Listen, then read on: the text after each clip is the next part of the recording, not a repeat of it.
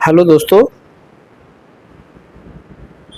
जैसा कि आप जानते हैं, आज मैं बात कर रहा हूँ टूरिज्म के विषय में।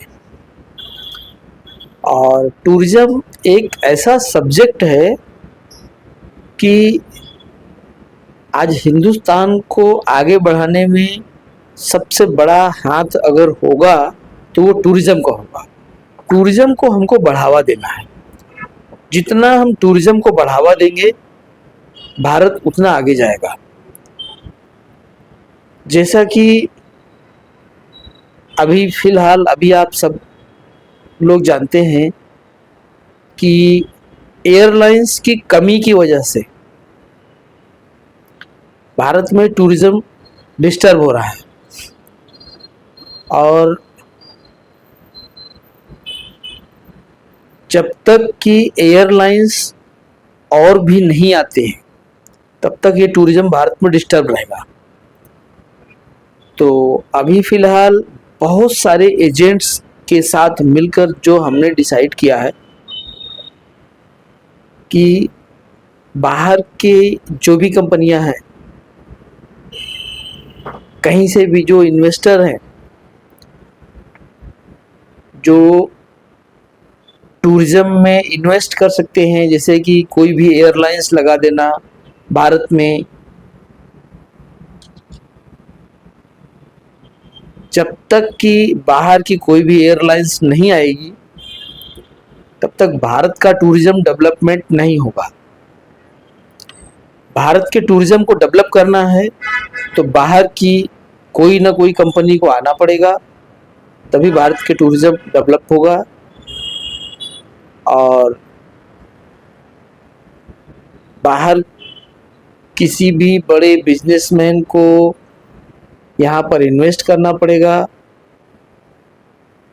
कुछ फ्लाइटें छोटी डालना है, कुछ बड़ी डालना है। जो छोटे सेक्टर में है वो छोटी फ्लाइटें डालना है, कुछ बड़े सेक्टर में है बड़ी फ्लाइटें डालना है।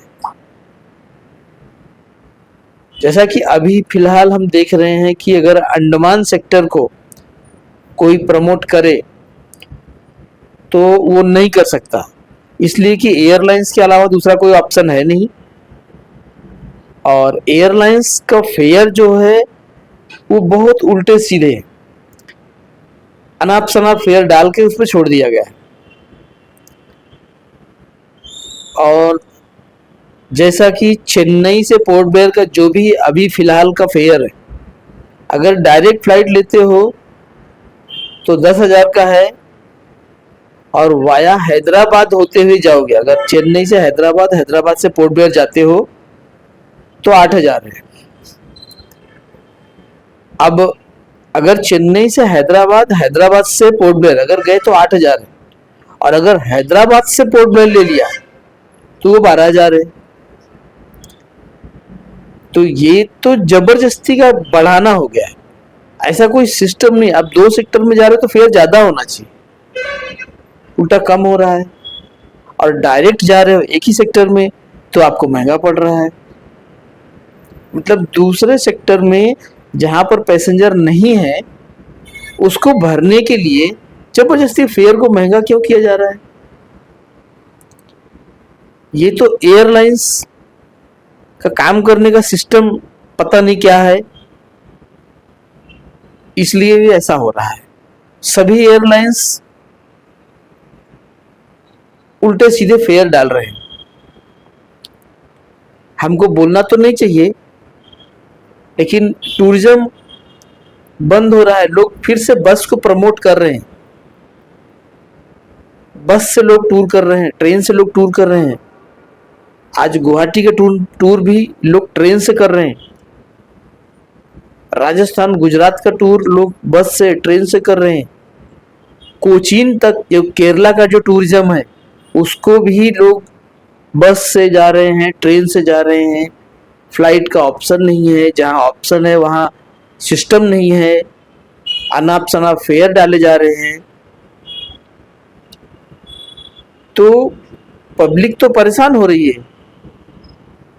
तो इसके लिए भी गवर्नमेंट को कुछ सोचना पड़ेगा, गवर्नमेंट को कुछ करना है, भारत के टूरिज्म को बढ़ाना है। तो ये गवर्नमेंट की जिम्मेदारी है कि भारत के टूरिज्म को कैसे बढ़ाया जाए, किस तरह से सिस्टम उसको बढ़ाया जाए कि भारत का टूरिज्म डेवलप हो जाए। और भारत का टूरिज्म डेवलप होगा तो जाके गरीबी दूर होगी, तब लोगों को रोजगार मिलेगा। आज होटल वाले हो गए, रेस्टोरेंट वाले हो गए, गाड़ी वाले हो गए, एजेंट्स हो गए, बहुत सारे लोग बेरोजगार होते चले जा रहे हैं। तो इसलिए गवर्नमेंट को इसके विषय में कुछ ना कुछ सोचना पड़ेगा और बाहर के इन्वेस्टर को भी हम निमंत्रण दे रहे हैं कि आप आइए, भारत में इन्वेस्ट कीजिए। यहाँ पर बहुत सारा ऑप्शन खुला हुआ है फ्लाइट के लिए। आप अगर एक बार इन्वेस्ट करेंगे तो 1 से 10 होने में आपको ज़्यादा समय नहीं लगेगा। 10 फ्लाइटों के ऑप्शन में आप जितने मर्जी डाल सकते हो। आपको फ्लाइट भर भर के पैसेंजर मिलेंगे, पैसेंजर की कमी नहीं है। बस आपको फ्लाइट में इन्वेस्ट करना है। भारत में आप आइए, आपका स्वागत है।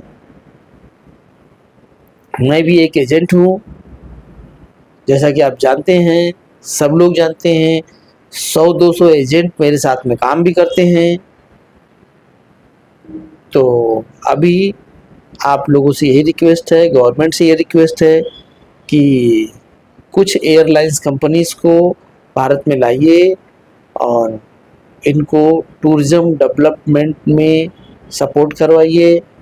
जहाँ का भी टूरिज़्म चलता है वहाँ पर फ़्लाइटों की स्थिति थोड़ा सा मजबूत कीजिए।